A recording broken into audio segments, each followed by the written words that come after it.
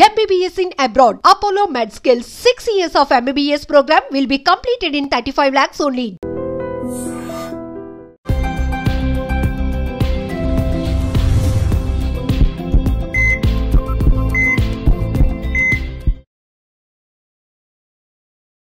నమస్తే, welcome back to iDream media. నేను మీ ఝాన్సీ. మన ఆయుర్వేదం ప్రోగ్రామ్కి అందరికీ స్వాగతం. సో రీసెంట్ టైమ్స్లో డిసీజెస్ పెరుగుతున్నాయి అనే దాంట్లో వన్ ఆఫ్ ద మోస్ట్ ఏంటంటే సంతానలేమి సమస్యలు. ఆడవాళ్ళలో ఎక్కువగా సంతానలేమి సమస్యలు అనేవి వస్తూ ఉన్నాయి. ఐవీఎఫ్ సెంటర్స్ కూడా అలాగే పెరిగిపోతూ ఉన్నాయి. మరి దీనికి సంతానలేమి సమస్యలు ఎందుకు వస్తున్నాయి అంటే మనం ఏదైనా లైఫ్ స్టైల్ చేంజెస్ చేసుకోవాలా, ఎక్సర్సైజ్ ద్వారా కానీ ఫుడ్ హ్యాబిట్స్ మార్చుకుంటే దీన్ని మనం సెట్ చేసుకోవచ్చా తెలుసుకుందాం.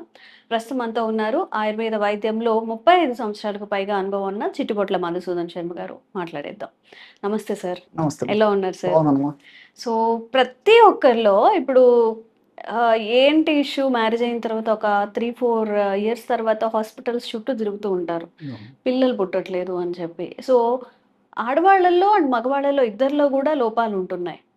ఆడవాళ్ళ కేసు తీసుకుంటే అంటే ఆడవాళ్ళ విషయాన్ని మాట్లాడితే ఏముండొచ్చు రీజన్స్, ఎందుకు ఇట్లా సంతానలేమి సమస్యలు కలుగుతున్నాయి? నిజంగా మీరు అన్నట్లు ఈ మధ్యకాలంలో సంతానం కలగడమే ఒక అదృష్టం అయిపోయిందమ్మా. పూర్వకాలం సంతానం వద్దు మర్రు అంటుంటే సంతానం అవుతుంటే ఈ రోజుల్లో కావాలి బాబాయ్ అని చెప్పేసి ఆసుపత్రుల చుట్టూ తిరుగుతున్న ఫలితం తక్కువ శాతం మందిలో వచ్చి చాలా దౌర్భాగ్యకరమైన పరిస్థితి ఏర్పడిందమ్మా. దీనికి కారణాలు కోకొలలు. పురుషుల వైపు కారణాలు ఉంటాయి, స్త్రీల వైపు కారణాలు ఉంటాయి, ఇద్దరి వైపు కారణాలు ఉంటాయి. సో స్త్రీలకు సంబంధించినటువంటి కారణాల గురించి మనం ఆలోచించినట్లయితేమా, స్త్రీలకు సంబంధించి గర్భాశయంలో ఏదైనా లోపాలు ఉన్నప్పటికీ, లేకపోతే ఫెలోపియన్ ట్యూబ్స్ అని చెప్పేసి గర్భాశయం పక్కన 2 ట్యూబ్స్ ఉంటాయి అటువైపు ఇటువైపు, అక్కడ అందులో ఏదైనా లోపాలు ఉన్నప్పటికీ, లేకపోతే అండాశయంలో ఏదైనా లోపాలు ఉన్నప్పటికీ, అండాల్లో ఏదైనా లోపాలు ఉన్నప్పటికీ, ఈ నేను చెప్పినటువంటి వాటిలో ఎక్కడ లోపాలు ఉన్నప్పటికీ స్త్రీలలో సంతాన భాగ్యాలు తగ్గిపోయేటువంటి అవకాశం ఉంటుంది అనమాట. అదేవిధంగా ఈ హార్మోన్ల అస్తవ్యస్తత, ఇది కూడా ఒక సంతాన లోపానికి, సంతానం కాకపోవడానికి ఇది కూడా కారణము. సో సంతానం స్త్రీలకు సంబంధించినటువంటి ఇబ్బంది లేకుండా మరి గర్భసంచి సక్రమంగా ఉండి తన పనిని సక్రమంగా నిర్వహిస్తుండి అట్లే నెలసరి సరిగ్గా వస్తూ ఉండేటువంటి పరిస్థితి ఉన్నప్పుడు స్త్రీలకు సంబంధించినటువంటి ఇబ్బంది లేదని చెప్పేసి మనం స్థూలంగా చెప్పుకోవచ్చమ్మా.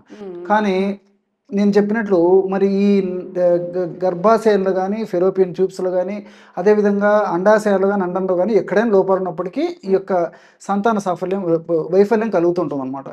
అసలు ఇందులో కూడా శాస్త్రీయంగా అధ్యయనంలో ఏం తేలిందంటమ్మా, నేను చెప్పిన వాటిల్లో కూడా 70% వరకే కారణాలు స్పష్టంగా తెలుస్తాయి.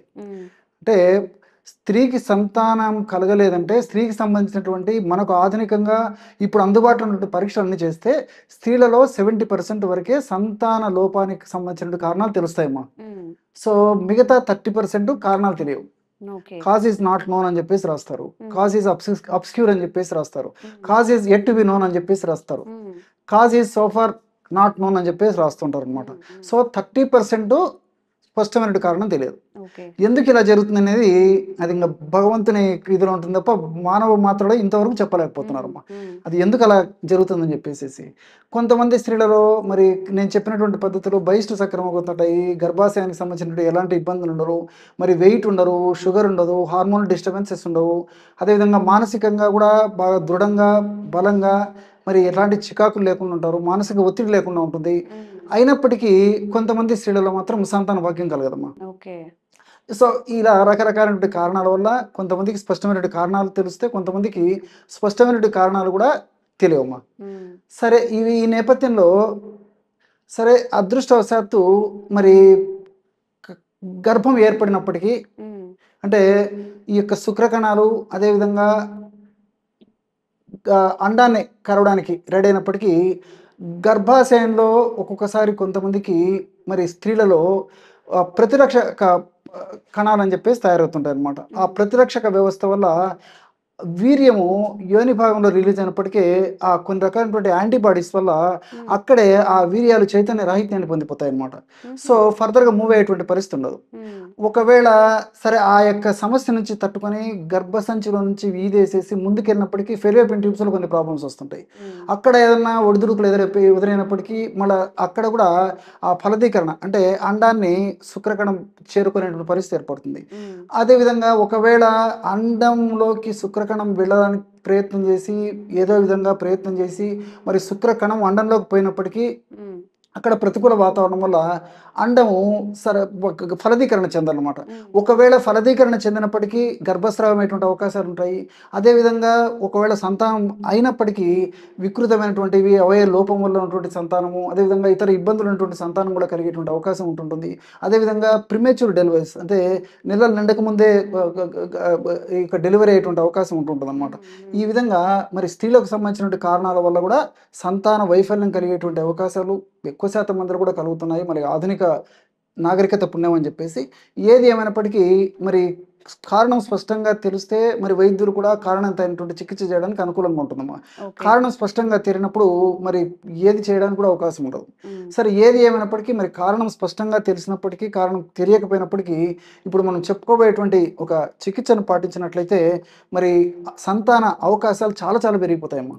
అంటే గత 30-35 సంవత్సరాల నుంచి మేము కొంతమంది చెప్పేసేసి ఆ ఔషధం వాడుకోవడం వల్ల చాలా చక్కటి ఫలితాలు కూడా కలగడం జరిగిందమ్మా. సో ఆ ఔషధం ఏంటంటేమ్మా పిప్పళ్ళు, మిరియాలు, శొంఠి. పిప్పళ్ళు, మిరియాలు, శొంఠి వీటిని త్రికట్టు చూర్ణం అంటారమ్మా. సో ఇది దాదాపు ఒక 90 గ్రాములు తీసుకోవాలి, మార్కెట్లో దొరుకుతుందమ్మా. అదేవిధంగా ఎస్టి చూర్ణం, దీన్ని అతిమధుర చూర్ణం అంటారు, ఇది ఒక 30 గ్రాములు తీసుకోవాలి.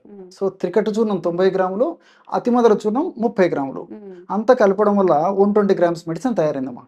ఈ యొక్క మెడిసిన్ని రోజు ఉదయం ఒక 2 గ్రాములు, రాత్రి ఒక 2 గ్రాములు ఆహారానికి ముందు తేనెతో కానీ లేకపోతే నీళ్లతో కానీ లేకపోతే కాస్త పాలలో కలుపుకొని తీసుకోవచ్చమ్మా.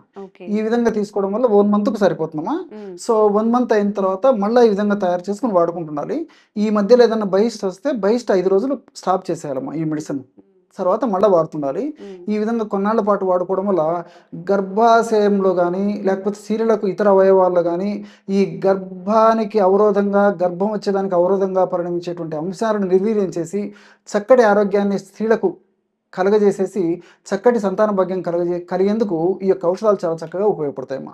ఓకే. సో ఎవరైనా కానీ ఈ ఐవీఎఫ్ చుట్టూ అంటే ఐవీఎఫ్ సెంటర్ల చుట్టూ తిరగకూడదు, న్యాచురల్గా కన్సీవ్ అవ్వాలి అనుకున్నప్పుడు కొంత మన ఫుడ్ హ్యాబిట్స్లో కూడా చేంజ్ చేసుకుంటూ సార్ చెప్పిన ఇప్పుడు ఏదైతే మెడికేషన్ చెప్పారో వాటిని ఒక 120 గ్రామ్స్ ఒక 1 మంత్కి సరిపోతుందట. ట్రై చేయండి, ఒక 2-3 మంత్స్ ట్రై చేస్తే తప్పకుండా యూస్ఫుల్గా ఉంటుందని సార్ చెప్తున్నారు కాబట్టి తప్పకుండా ట్రై చేయండి. ఈ వీడియో ఎవరికైతే యూస్ఫుల్ అవుతుంది అనుకుంటున్నారో వాళ్ళకి వీడియో ఫార్వర్డ్ చేయండి. ఇంకెలాంటి ఆరోగ్య సమస్యలు ఉన్న సంతానలేమికి సంబంధించి కామెంట్స్ చేయండి, తప్పకుండా వీడియో చేసే ప్రయత్నం చేస్తాం. Thank you sir. నమస్తే. Sir, one life lesson what medicine has taught you. Whatever you can do without expecting.